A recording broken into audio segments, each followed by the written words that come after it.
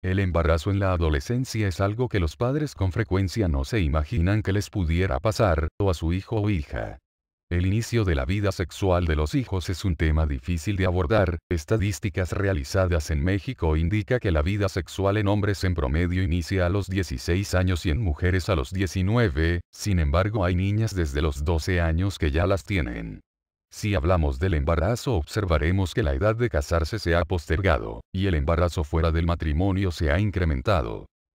La educación sexual de los adolescentes disminuye prácticas sexuales sin protección, embarazos no deseados y el incremento de las infecciones de transmisión sexual, así como el conocimiento y uso adecuado de métodos anticonceptivos.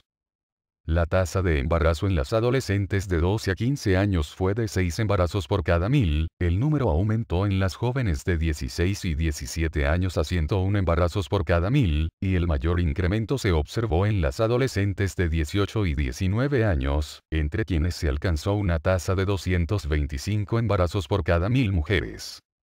Las causas principales de los embarazos no deseados van desde el inicio precoz de las relaciones sexuales, ya sea voluntariamente o por presión social, violencia sexual, carencia afectiva, baja autoestima, la curiosidad y el uso inadecuado de anticoncepción. Los embarazos tienen como consecuencia para los jóvenes el abandono de sus estudios, problemas para conseguir empleo, rechazo de sus padres, depresión, desórdenes nutricionales, abortos ilegales, entre otros. Con mucho gusto los dejamos en este programa de radio que es una serie de 2 programas donde especialistas hablan del tema. Más a menudo en los adolescentes que sin planearlo, a lo mejor ya hay mucha información en los medios de comunicación, pero no tenemos bien cómo explicarle a tu hijo que pues al iniciar tu vida sexual hay que tener protección, hay que planearlo y pues a veces los jóvenes pues tomamos unas decisiones equivocadas, a lo mejor no tenemos buena comunicación con los papás y pues tenemos un embarazo adolescente. Y así que, como ya les dije en un principio, está con nosotros ya Luis Jorge González. ¿Cómo estás? Hola, ¿qué tal? ¿Cómo estamos, Isis? Hola, ¿qué tal? Pues aquí ya esperando este tema que pues para muchos nos es importante porque pues bueno, tenemos hijos adolescentes, porque vemos que también nuestros familiares que son adolescentes también están despertando ya antes a esta vida sexual. No, ya antes, pues bueno, yo me acuerdo en mi época, pues no se hablaba tanto, siempre te preguntabas, ¿y cómo vienen los bebés? Ah, pues de la cigüeña, pero pues ahora tú le preguntas a una niña de 9, 8 años hasta de 6 y te dicen, vengo de la panza de mi mamá. Así es. Entonces, pues yo creo que es importante que nos expliques, que nos digas qué es lo que está pasando, cómo podemos hablar con nuestros hijos para que evitemos que pasen ya esta situación, porque como yo decía, bueno, hay mucha información en los medios de comunicación, pero a veces no están enfocados a lo que queremos transmitir.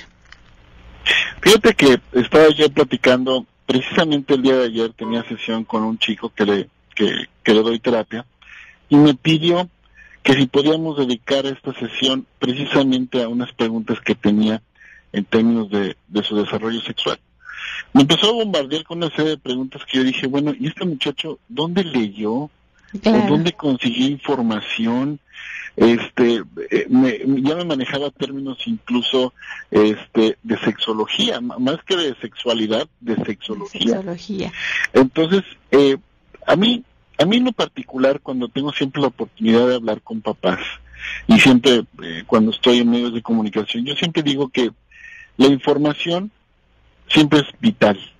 Para evitar cualquier problema, es mejor informarnos. ¿Crees que la información retrase un poco esa decisión de llevar a cabo ya o de iniciar tu vida sexual? Qué excelente pregunta. Fíjate que hay investigaciones que dicen que en términos generales, cuando tú haces vamos a llamarle propaganda, ¿sale? Vamos a llamarle, no es información, es propaganda, ¿no? Ajá. Cuando, por ejemplo, el sector salud quiere hacer una campaña sobre ¿condones? el embarazo en la adolescencia. Vamos a hablar del embarazo en la adolescencia, ¿no? Y empiezan a proponer que nos embaracen, que busquen información, medios anticonceptivos. Se ha demostrado en la literatura estudios que dicen, o estudios que hacen balance, que sí hay un impacto. hay un impacto, pero no es el impacto que quisiéramos que tuviera. No vamos a hacer una campaña y va a haber el cambio en el comportamiento de las personas.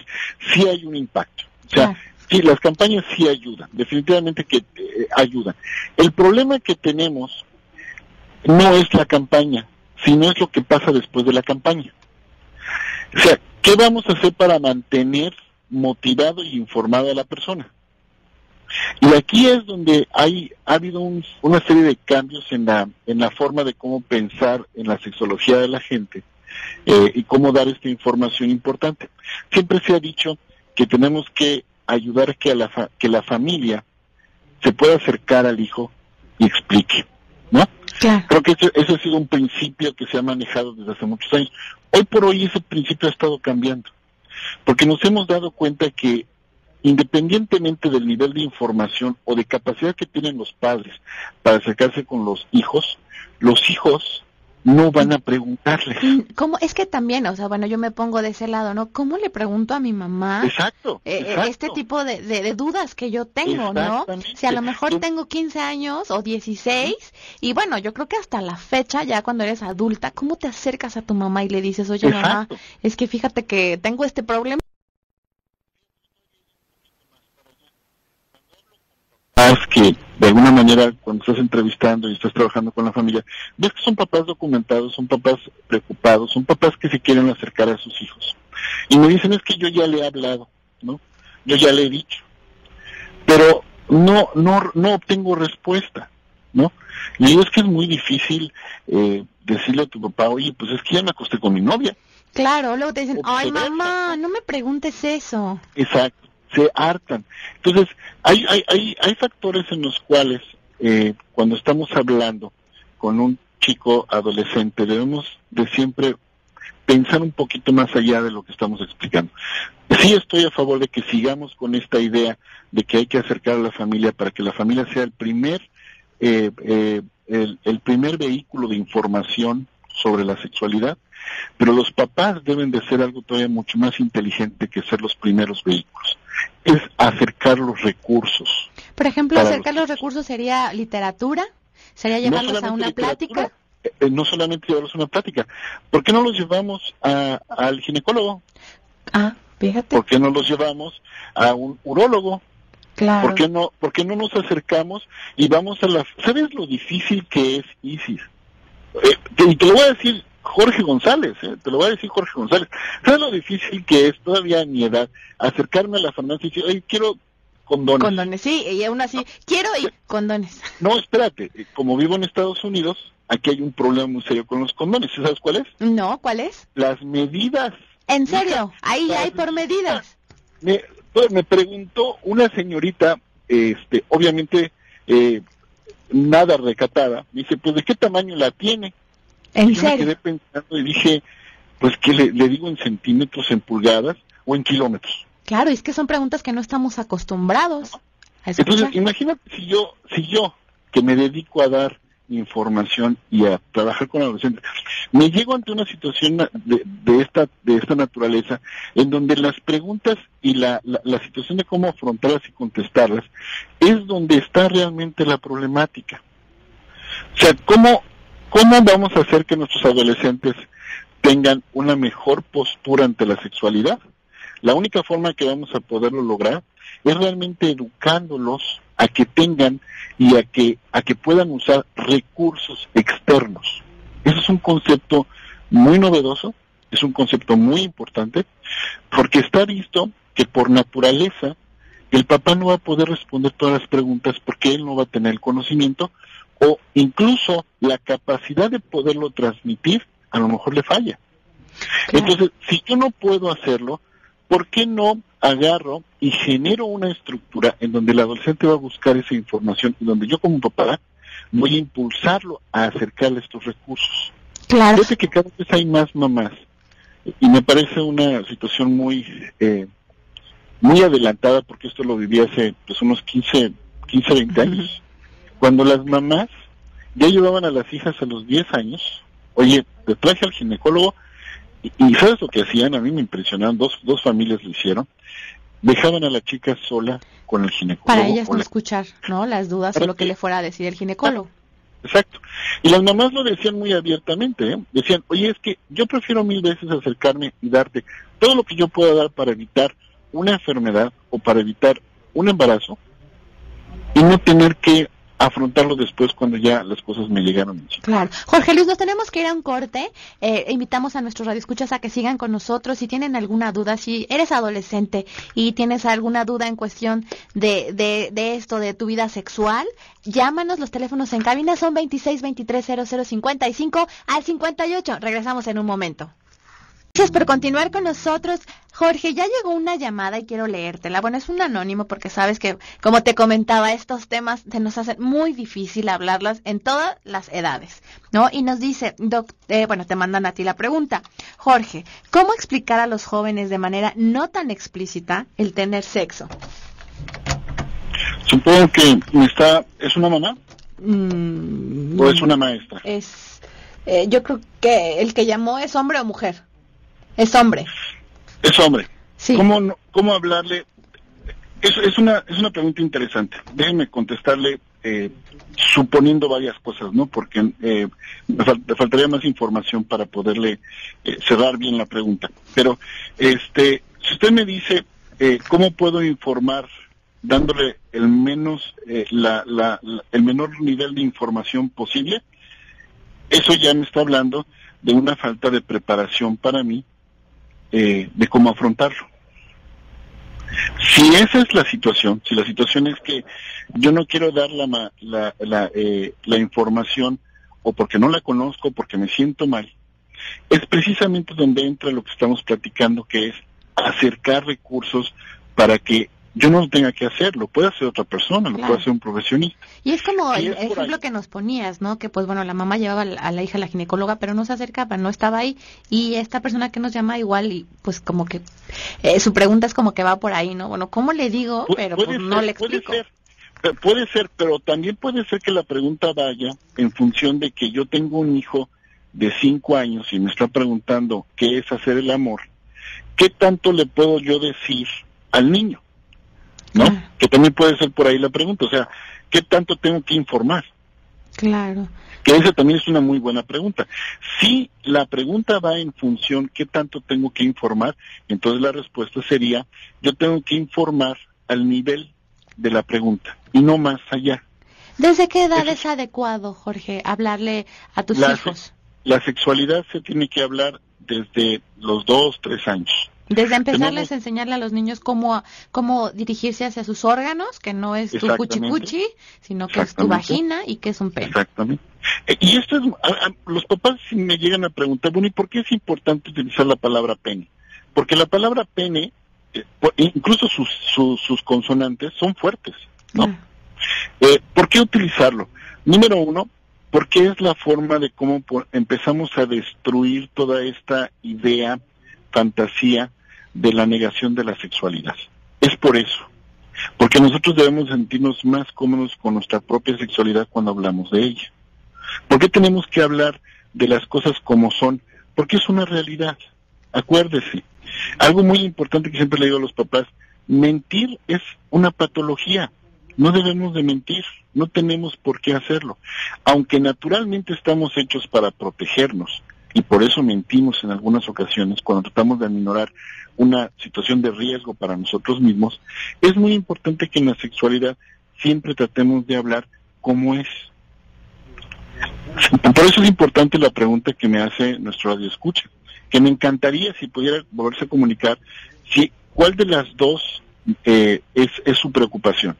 Número uno, si su preocupación es no tengo yo el nivel de información y no quiero malinformar, entonces ¿cómo puedo hablarlo con el menor número de información que pueda dar? O mi niño no tiene todavía la edad suficiente para escuchar lo que me está preguntando o lo que yo creo que me está preguntando. Pues estaremos al pendiente a ver si nos vuelve a marcar. Y continuando con la parte de los adolescentes, Jorge, ¿qué pasa? Yo soy mamá de un adolescente.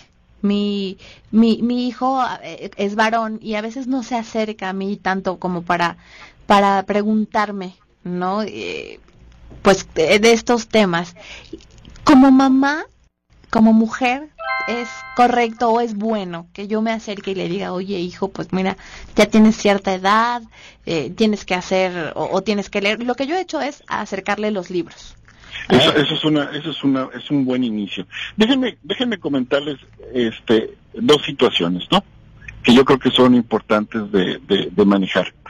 Sí. Muchas veces cuando hablamos de sexualidad, siempre le dejamos al mismo sexo que hable de la sexualidad. Es decir, los papás hablan con los hijos, las mamás hablan con las hijas, ¿no? Generalmente ese es el rol que hemos utilizado. Hay familias que no quieren hablar con ninguno de los dos, siempre se lo dejan a la mamá, ¿no? Sí. Eso también pasa muy frecuentemente, ¿no? O cuando son madres solteras. O cuando son madres solteras, ¿no? Que nada más tienen la opción de ver la visión de la mamá. Yo creo que la sexualidad tiene que hablarla a los dos. Cuando yo no tengo un rol masculino que pueda hablar, no tenga miedo la mamá de tratar de alguna manera de administrar este rol. No tiene ningún problema. A lo mejor va a escuchar cosas que incluso una como mujer no se pregunta, que el hombre sí se le ha preguntado a sí mismo.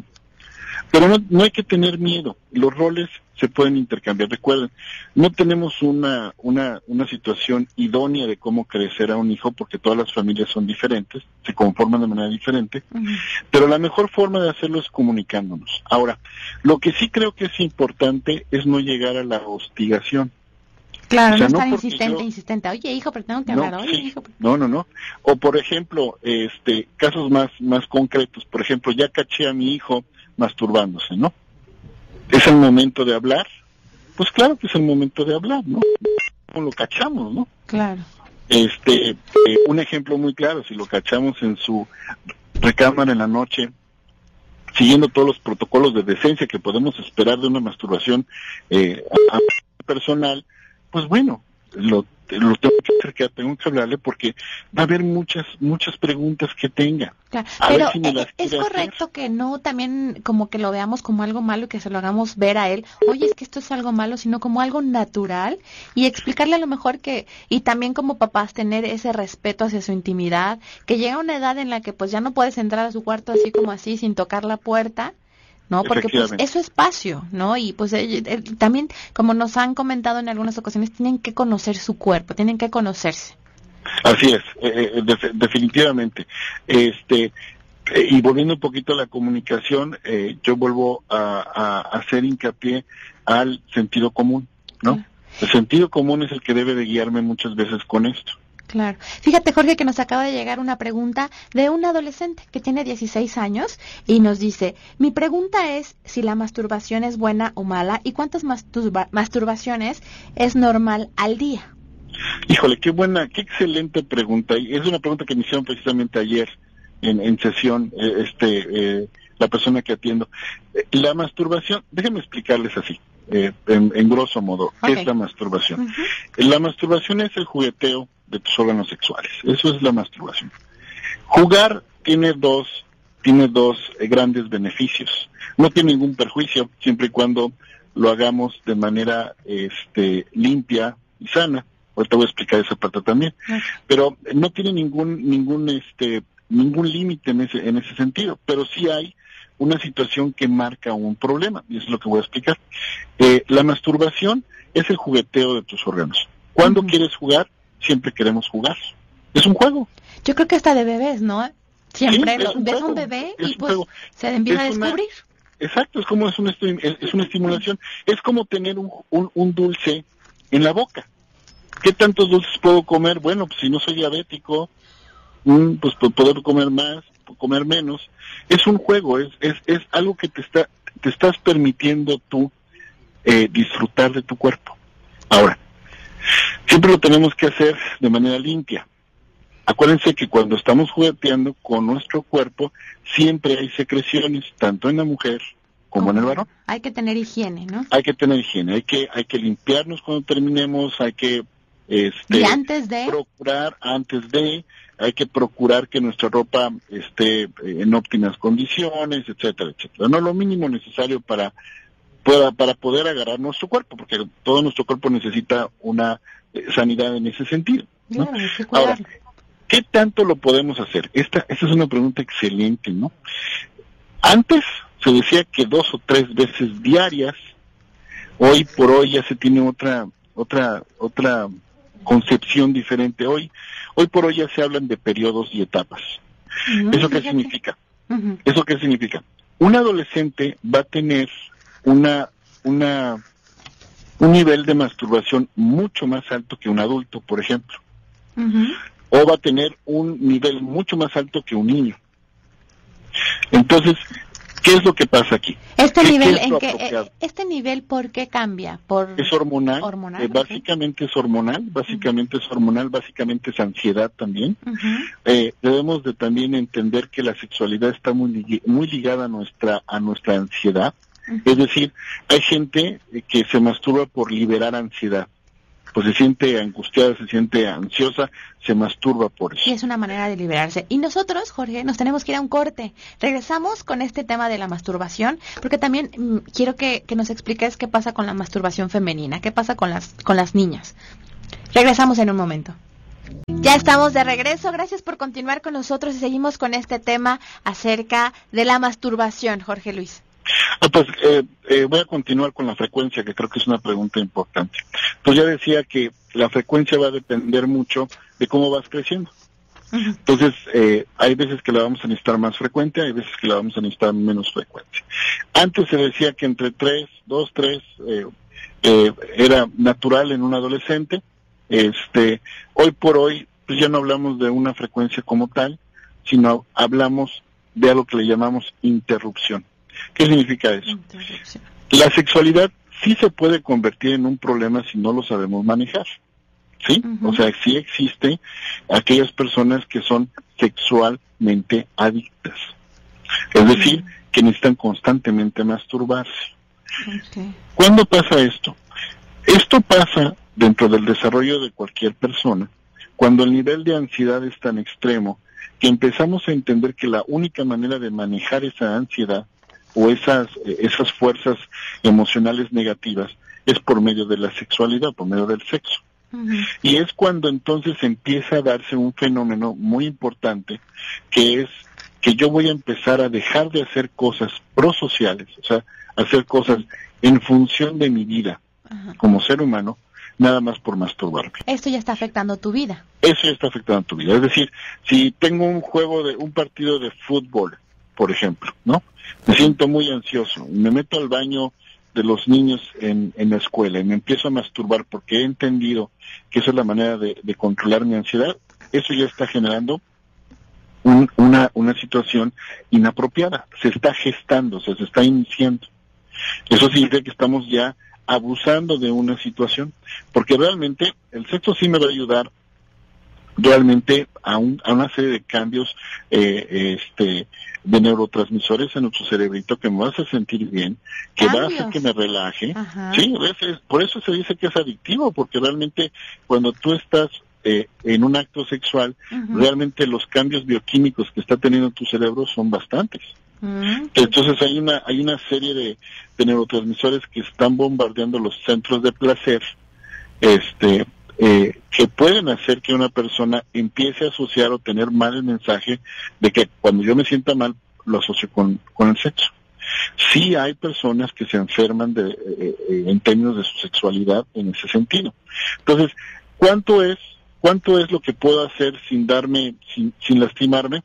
Cuando yo vea que ya el masturbarme es antes de cualquier otro placer, o que nada más encuentro placer en el masturbarme, es cuando ya necesito un apoyo terapéutico. ¿Esto se podría decir que se vuelve una patología?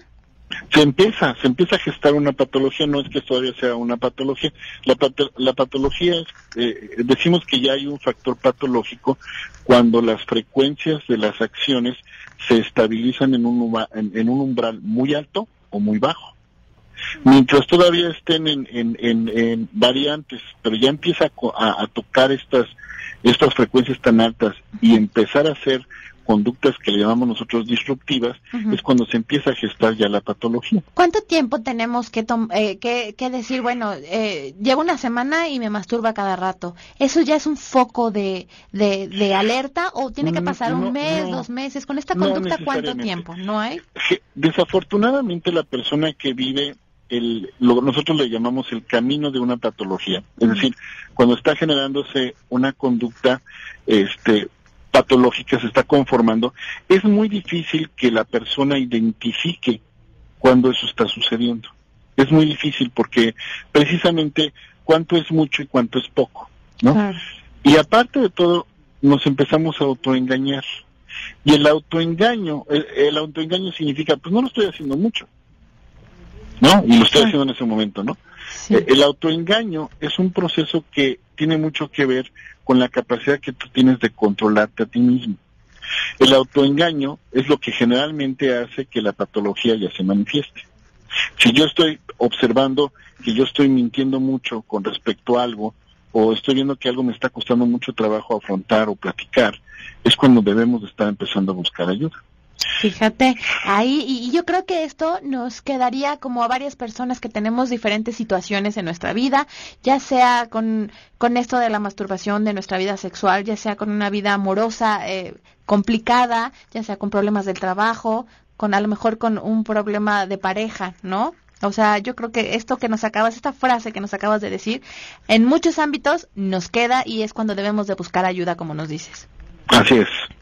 Sí, ese es uno de los factores importantes para decidirlo. Claro, nos están llegando más llamadas, te voy a leer otra que dice, es un anónimo de 27 años y dice, me masturbo tanto que al tener relaciones sexuales ya no siento lo mismo. Este es una situación muy interesante. He tenido muchos casos últimamente en el cual el hombre, cuando presenta una disfunción sexual, se empieza a masturbar antes de tener el coito con su pareja. He tenido varios casos en ese sentido y eso tiene mucho que ver con predisposiciones. Déjame platicar un poquito sobre esto, ¿verdad? Que es importante. Sí. Generalmente cuando nosotros nos masturbamos, voy a hablar de las personas casadas. Sí. Eso es un ejemplo muy claro que tengo con las mamás cuando las atiendo. Encontré a mi esposo masturbándose, ¿no? Y me preguntan, ¿qué no soy yo suficiente? Entonces yo agarro y le pregunto a ella, ¿usted qué opina? Claro, pues la respuesta la tiene usted. ¿Y usted qué opina? ¿Cree usted que está dando suficiente placer? Pues no lo sé, pues entonces pregúntale al esposo. Claro. ¿No? Tenemos, una de las cosas que tenemos que compartir mucho es la honestidad, es el buscar la información. No se asusten porque sus maridos se masturban o porque sus esposas se masturban. Esto tampoco implica, o generalmente esto no implica que no tengan un placer. Hay 2 tipos de placeres. Imagínense, hay algo que nosotros le llamamos mucho dentro de una relación sexual, es la tensión a la satisfacción. ¿Qué significa esto? Cuando yo estoy en una relación sexual, el hombre o la mujer, cualquiera de los dos, en diferente forma, pero cualquiera de los dos, tiene algo que se le llama ansiedad por la ejecución. Miren qué significa eso. A ver, dime qué significa. La ansiedad por la ejecución significa que yo estoy ansioso por tener mi orgasmo, pero también estoy ansioso porque mi pareja se sienta bien con el orgasmo. Entonces fíjense qué difícil es, cuando estamos hablando de pareja, pues que estar pendientes de los tanto dos. De los dos, exacto. Tanto de que yo no me llegue porque no me quiero adelantar, porque nunca la satisfago, o viceversa, o la otra, o la mujer que de repente agarra y dice, mejor no siento, y que termine rápido. Hay una serie de situaciones tan complicadas porque no lo platican, que se presentan luego este tipo de situaciones. Por ejemplo, la llamada que me está haciendo esta persona que dice, me masturbo mucho antes de la relación con mi esposa. Aquí cabe la pregunta, bueno, ¿cuál es el problema? ¿Prefieres tener un orgasmo rápido y egoísta, vamos a llamarle así? Que es válido, ¿eh? Sí. No siempre, pero es válido. Claro. Y aparte ya es como muy complicado que lleguen los dos al orgasmo, ¿no? En el mismo momento. Es algo que se entrena. Siempre les digo a las parejas, no se desesperen, es algo que se entrena. Es algo que se entrena o se capacita a la persona para hacer eso porque es complicado. Hay que saber cuándo hay que hacer las cosas, cuándo hay que dejarlas de hacer. Pero es maravilloso. ¿Y esto es parte de educación, Jorge Luis?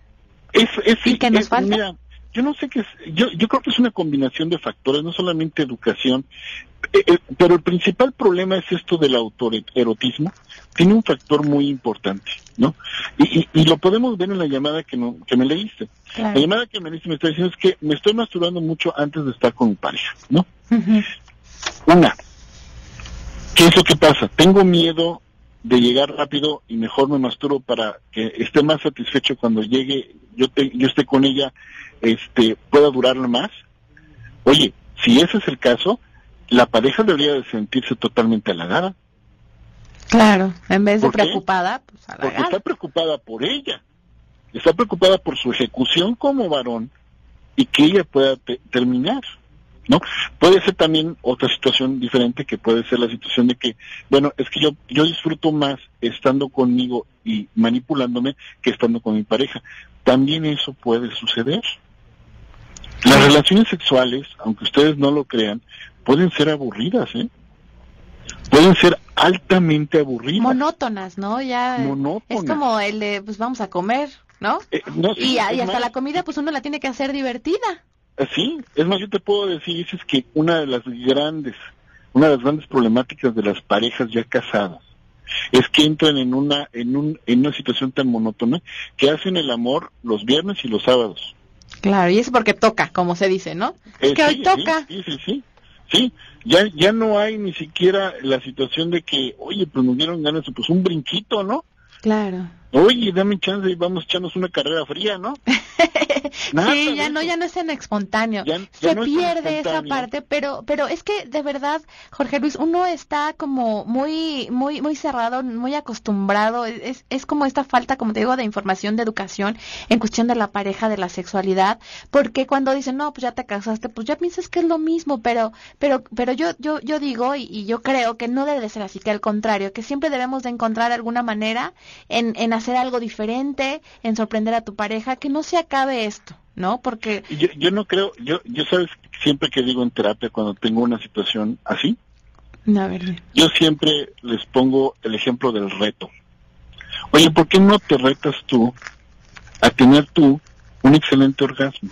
Y cuando tú logres tener esa comunicación contigo, de saber qué es exactamente lo que te gusta, tanto hombre como mujer, ¿por qué no lo explicas?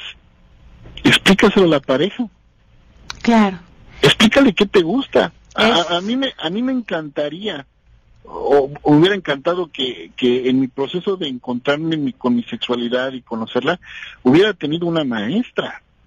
Claro. Y no digo porque sea me gustan las maestras, no es mi idea erótica, ¿no? Claro, no, una maestra que te haya enseñado, ¿no? Mi pareja, que sea una pareja que tenga la capacidad de decir, no como lo quiero, no como quiero que ella se comporte conmigo. Yo quisiera saber qué es lo que a ella le encanta. Le gusta. Claro. Y pues bueno, los dejamos con este reto, que ojalá y las personas que nos están escuchando lo lleven a cabo, para que a ver si puede funcionar esto, o si de alguna manera esto les ayuda en su relación, si están pasando por algo complicado. Nos vamos a un corte y regresamos con este tema. Ya nos queda un bloque y tenemos más llamadas. Bye. Gracias por seguir con nosotros, Jorge Luis. Fíjate que tenemos muchísimas llamadas. Este programa del tema que teníamos planeado, Vero, que era embarazo adolescente, fíjate que empezaron a llamar muchos hombres preguntando de la masturbación, preguntando de las relaciones con su pareja. Entonces tuvimos que cambiarle, darle un giro, que ojalá y podamos retomar la próxima semana el tema de embarazo adolescente, porque yo creo que de ahí vienen muchas dudas, ¿no? De esto que nos acaban de llegar. Y te leo las últimas. Sí, por lo que veo. Bien, buenas tardes a todos. Qué pena que llegué hasta ahora. De verdad que a veces las tareas maternas no te permiten poder estar donde quieres estar, pero tenía que ir a ver un evento con mi hijo en su escuela y pues definitivamente tenía que estar con él. Claro, yo creo que en este programa que promueve mucho todo lo que es la educación en la casa y el vínculo familiar, pues bueno, yo creo que es qué mejor ejemplo, ¿no, Vero? Mejor ejemplo que estar ahí uno con sus hijos. Y bueno, pues como ves, traigo todas las manos pintadas, que estuvimos pintando, pero muy contento mi hijo. La verdad estaba muy feliz de que estuviera ahí con él. Sí, y pues ya nos queda muy poquito tiempo y queremos seguir leyéndole las llamadas a Jorge. Veo que tienen muchísimas. Hola Jorge, ¿cómo estás? Hola Belito, ¿cómo estás? Ay, Me da mucho gusto que hayas estado con tu hijo, ¿eh? ¿Verdad? Sí. Sí. Fíjate que es una hora difícil, pero la escuela pues así lo pone y tiene uno que asistir. Sí, eso sí lo entiendo. Oye, bueno, pues veo que tienes muchas llamadas, Jorge Luis. A ver, ¿en cuál se quedaron? Estábamos comentando lo de la masturbación. Mucha gente nos llamó para ver qué tan frecuente era lo normal masturbarse y llegaron de diferentes tipos, ¿no? Y de edades, desde un chico de 16 hasta...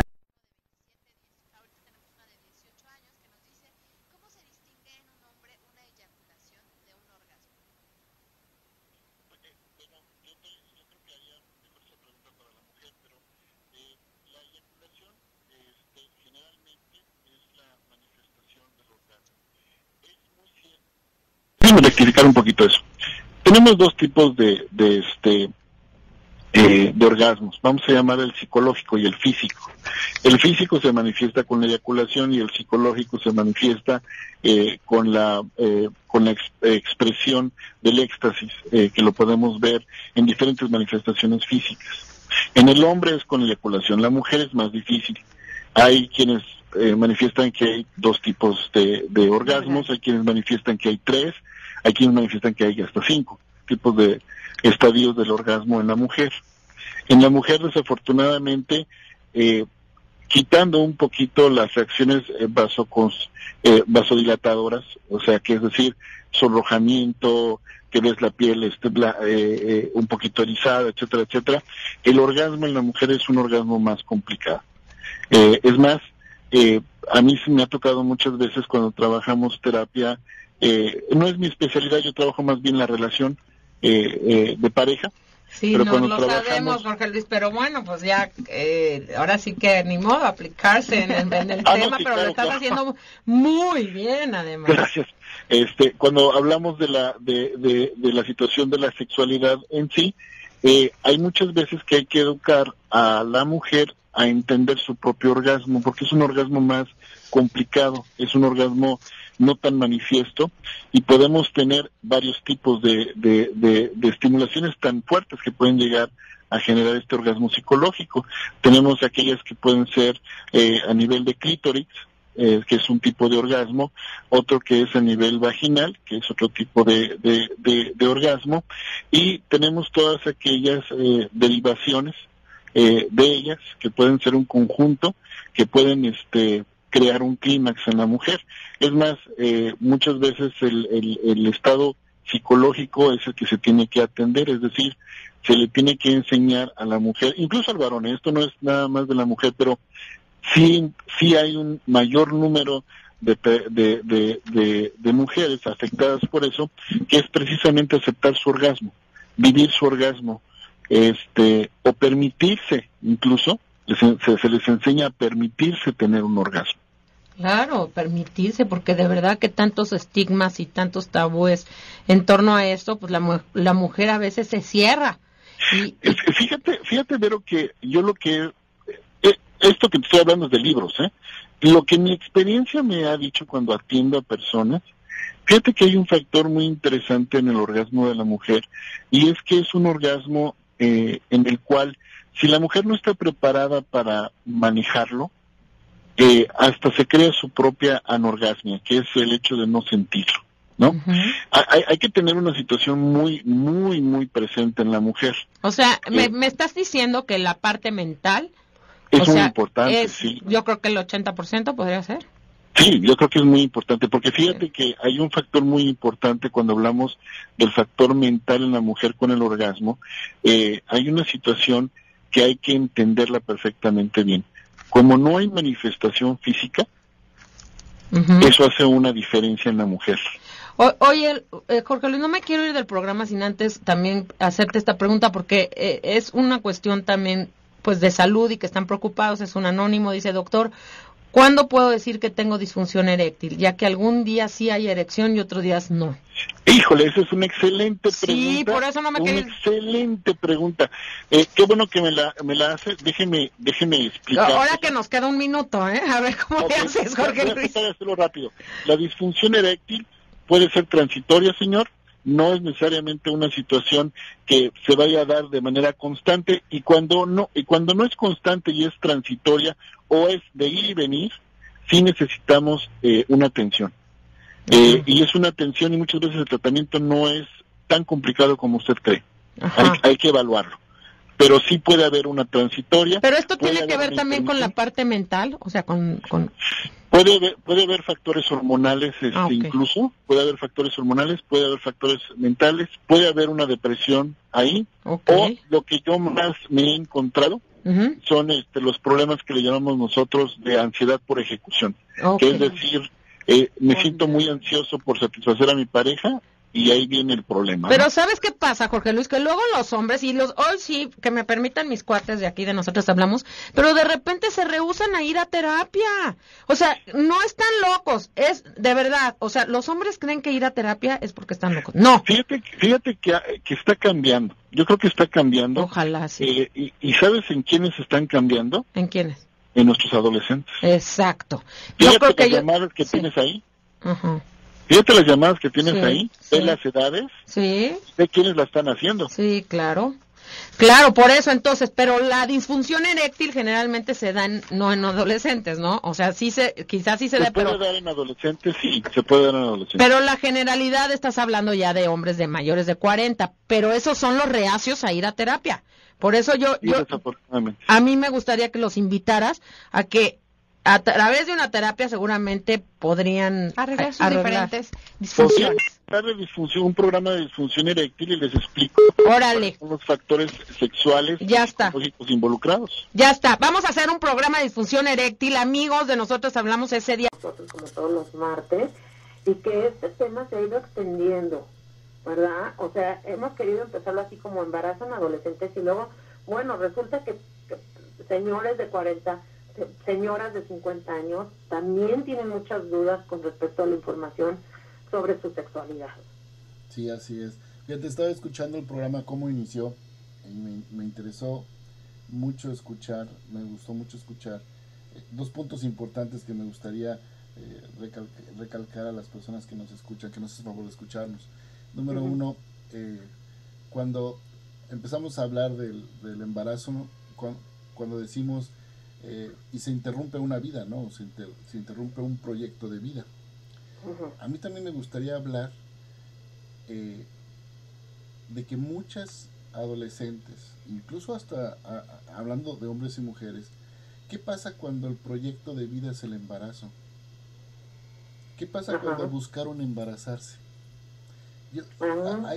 Hay algo que cuando hablo con las adolescentes embarazadas, que he tenido la oportunidad de trabajar con ellas, de niñas, estamos hablando de niñas de 11, 12, 13 años,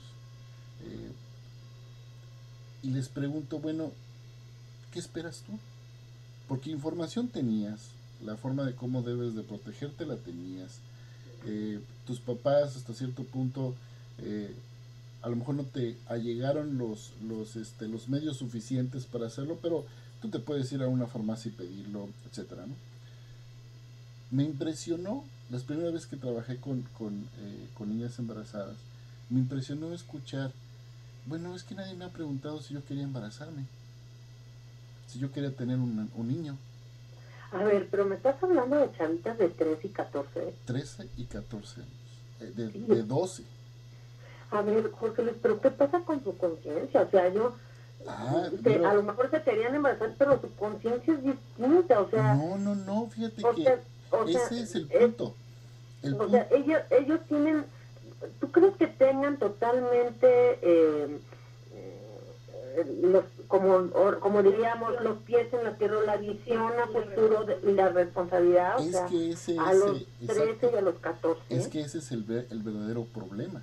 A ver, el verdadero problema es que cuando empiezas tú a averiguar, bueno, ¿y por qué querías embarazarte? Empieza a haber una serie de fantasías que realmente fueron las que impulsaron la conducta de embarazarse. Es decir, niñas que quisieron salirse de su casa. Eso es muy común, ¿no? Eso es una salirse importante. De su casa. Y yo creo que valdría la pena pues, que toquemos después ese tema. Y no solamente salirse de la casa, porque no es realmente, muchos decimos que es salirse de la casa, no, es salirse del yugo de la familia. Y entran al yugo del novio, que es bien curioso. Hay otros por qué también muy fuertes. La fantasía de que el novio las puede dejar si no acceden. Sí, la presión social, ¿no? La presión, pues no solamente la social, ¿no? Porque nadie les dice, hazlo, ¿no? Yo nunca he escuchado que griten y todo, ¿no? Pero la presión del novio. Meeting. No se hacen meeting, exactamente, ¿no? El novio, por su afán de querer tener esta relación, pues puede estar dando mensajes que la niña también puede entenderlos mal y se crea la fantasía, ¿no?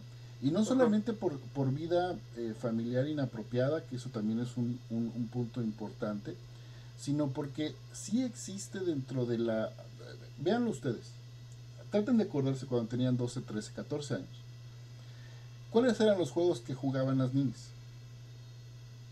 Pues el de la casita. Sí, muñecas, las Barbies. Muñecas, familia. Incluso hemos impulsado la idea de la familia como algo muy bueno, ¿no? Pues bueno, ¿qué es el embarazo? Formar una familia. Formar una familia. Y ahí es cuando viene la confusión. Y sí, tú tienes toda la razón, pero ¿qué tan conscientes son de los que se están metiendo en un problema en donde pueden incluso discapacitarse? Pues sí, no lo tienen. Pero también tiene mucho que ver la forma en cómo vamos a orientar y trabajar esa situación. Por eso cuando tú dices, es que yo me le adelanté a mi hija, ¿no? Sí, quise darle información. Eso es precisamente lo que tenemos que hacer cuando tenemos un adolescente que no está entendiendo perfectamente bien esto. ¿Y dónde vamos a encontrar los puntos rojos? ¿Dónde? A ver, los por puntos favor. rojos van a ser en la forma de cómo la familia está estructurando su propia familia. Hay que darse cuenta que, como lo hemos hablado, la iniciación de la sexualidad no es solamente por quererse conocer. Sí hay un factor importante, pero recuerden que la iniciación de la sexualidad también es una conducta que nos ayuda a controlar estrés, a controlar nuestra propia ansiedad. Es una conducta de desaforo. Entonces aquí, ¿qué serían los aspectos negativos? O sea, tú nos estás diciendo en cómo se está moviendo la familia, o sea, cómo se está dando en la cuestión de la familia el mensaje. Todo esto, el mensaje dentro de la familia. ¿Cuáles son los aspectos negativos de ese mensaje, por ejemplo? Por ejemplo, un aspecto negativo cuando lo vemos mucho con los novios, por ejemplo, ¿no? Siempre la mamá y papá, voy a hablar de los padres, ¿no? Porque sí hay conductas diferentes, pero vamos a hablar de los padres. Los padres generalmente tienen la convicción de si tenemos a una niña, hay que alejar al niño, ¿no? Y si tenemos al niño, hay que acercarle a las niñas. Esa es la convicción de la familia, ¿no? Es más, si lo vemos realmente, hasta es orgulloso que nuestro niño tenga varias novias. Desde ahí estamos mal. ¿Cómo es que tiene varias novias? ¿Y el respeto? ¿Y para dónde va la relación? Acuérdense que nosotros enseñamos la construcción de una relación. Y ahí es donde están los focos rojos. ¿Para qué quiere una niña novio? Inmediatamente si le pregunto a un papá o una mamá, ¿qué van a pensar? Relaciones sexuales. Claro. Inmediatamente piensan en relaciones sexuales. Cuando el novio, pues a lo mejor la primera caricia es la primera oportunidad de hablar a otro nivel de nuestras situaciones personales. No todo empieza con sexo. No, por supuesto, ¿no? Que no. Y yo creo que también ahí el pudor juega un papel importante. Importante, así es, ¿verdad? En la edad de cada de los chavos, digo, sí. Hay edades donde, con que nada más te dé la manita y te toque la mano y ya dices, wow, ya. Soñar un mes con eso, ¿no? Exacto, ¿no? Y desde ahí ya estamos dando el foco rojo de la relación. El foco rojo de la relación significa que nosotros debemos de darle un entendimiento a nuestros adolescentes de lo que significa embarazarse y tener familia, que todo es un proceso. Acuérdense que el adolescente no entiende de procesos. El adolescente va rápido y se pega en la boca con la pared. Acuérdense de eso. El adolescente no piensa en procesos. Son los papás los que pensamos en procesos. ¿Y por qué tenemos que pensar los papás en procesos? Porque tenemos que educarlos en ese andar. Esa es nuestra obligación como padres. Ahora, cuando tenemos estos focos rojos, ¿cuáles son los focos rojos? Cuando ya hay una ansiedad tan difícil de manejar y que estoy viendo. O sea, si estoy viendo una relación de un novio totalmente misógino, por ejemplo, ¿no? Es decir, celoso, hasta decir basta, controlador, y estoy viendo que mi hija está de alguna manera haciendo muchas cosas que él está solicitando. Aguas. Empecemos a hablar entonces de prevención, empecemos a hablar de lo que significa tener una relación. Acuérdense, los papás somos los primeros que enseñamos cómo se relaciona el hombre y la mujer con la esposa y el esposo.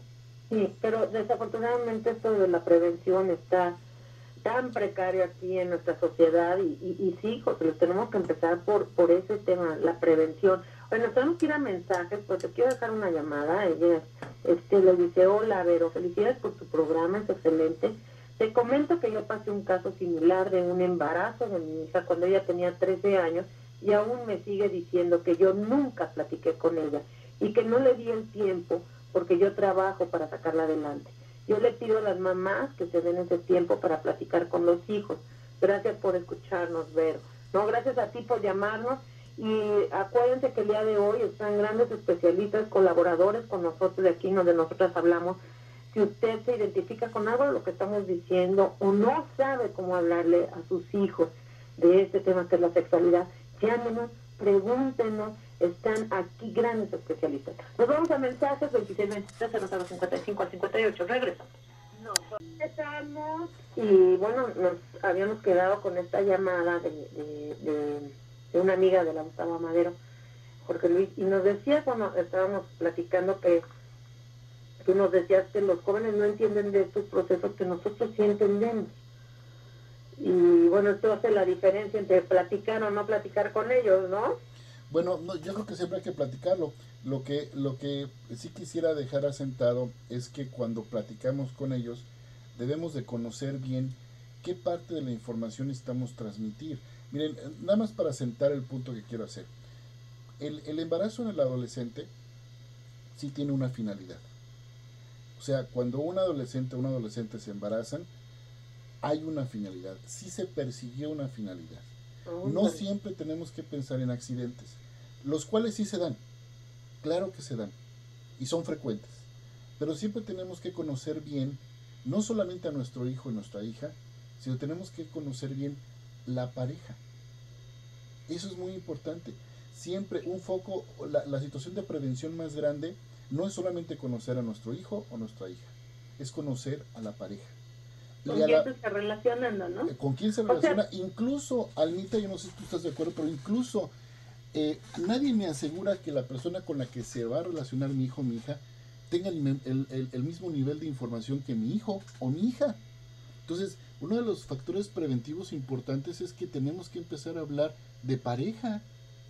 No saquemos de la jugada al novio o a la novia. Al contrario, mientras más posibilidades tengamos de manejarlos los dos e informarles a los dos, va a ser mejor. Mira, ahí te va esta llamada que tiene mucho que ver con lo que estás diciendo y quizá desde aquí podamos sacar un buen ejemplo y que nos digas ahí qué fue quizá lo que podemos haber percibido.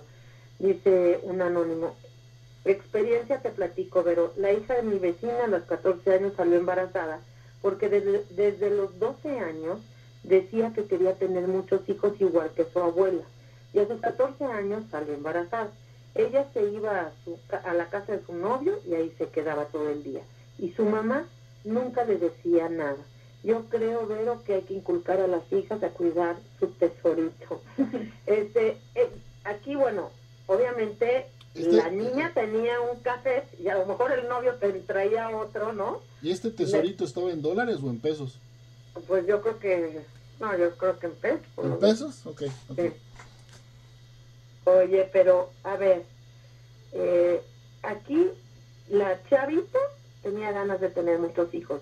Quizá la pareja no lo sabía, ¿no? Así quizá, es. lo que tú dices, quizá el novio ni siquiera sabía que ella quería tener muchos hijos igual que la abuela. Así es, así es. Y los papás del novio, pues ni enterado, menos que el novio, ¿no? Fíjate, este anónimo está interesante, pero está interesante no por la relación de la chica, no por lo que haya pasado con la chica, sino lo que se está observando a través de su conducta.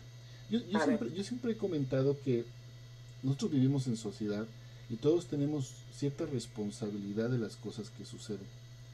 Yo sí creo que mientras, por algo nos llamamos comunidad, ¿no? Porque tenemos cosas en común. Okay. Un embarazo de un adolescente a todos nos afecta.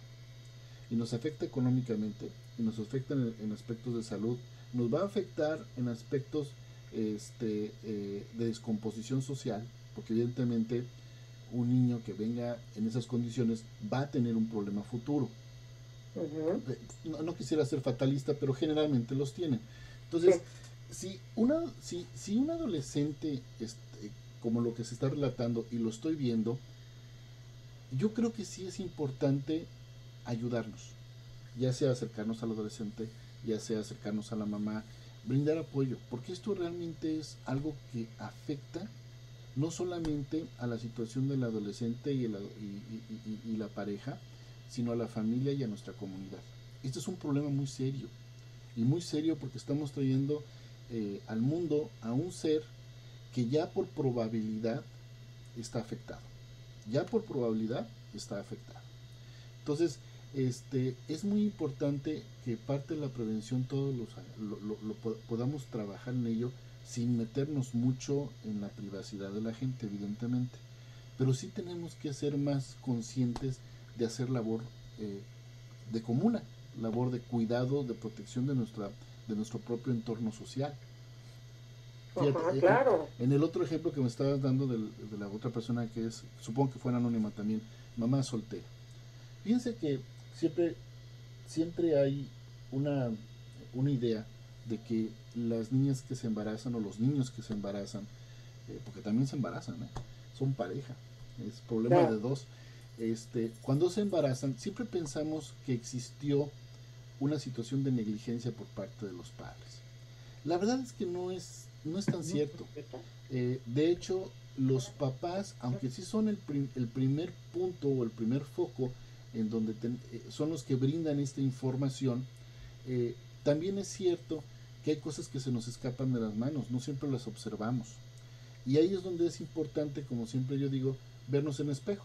Es decir, si mi hermana me dice algo, si mi mamá me está diciendo algo, si mi papá, no es a lo mejor porque me quieran molestar, ¿no?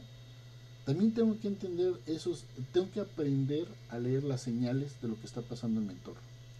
Y ese es uno de los focos importantes para la prevención, aprender a leer esas características que están sucediendo. Exacto, lo que tú quizá por eso decías, que motiva también a la pareja o a la chavita o al chavo a embarazarse, que motiva, o qué es lo que está pasando en el entorno. Lo que tú decías, un punto muy importante es lo de una de los motivos por los que se embarazan en las chicas menores, es para salirse de su entorno, del yugo de la familia, ¿no? Sí. ¿A esto te refieres, a estar viendo qué está pasando en nuestro entorno? Sí, claro. Mira, te voy a contar algo que me maravilló. Esto ya tiene un rato, tiene como 15 años que se está dando, pero realmente desde hace 5 es cuando está agarrando una fuerza más importante. Alma, Gaby, mi esposa, que es la persona que ve la parte operacional de nuestra asociación, de ACC, escribimos un proyecto precisamente para abordar la situación del embarazo en las adolescentes. Nos sentamos a investigar varios modelos de enseñanza, que es cómo se les enseña, ¿no? Y encontramos que muchos de los modelos de enseñanza del embarazo, hoy por hoy, es enseñarles a que vivan el embarazo. Fíjate que hay una serie de artefactos allá afuera que ayudan a los psicólogos y orientadores sexuales a que pueda una niña de 12, 13, 14 años o un poquito más grande vivir el embarazo sin tener que estar embarazada. Entonces fíjate que uno de los programas que me interesó mucho ver, es todo muy interesante, era enseñarles, por ejemplo, el peso que uno va a tener al estar embarazada. Les enseñan, por ejemplo, los cuidados iniciales, les enseñan las dietas que tienen que seguir. Y todo esto lo viven. Eso es un programa vivencial.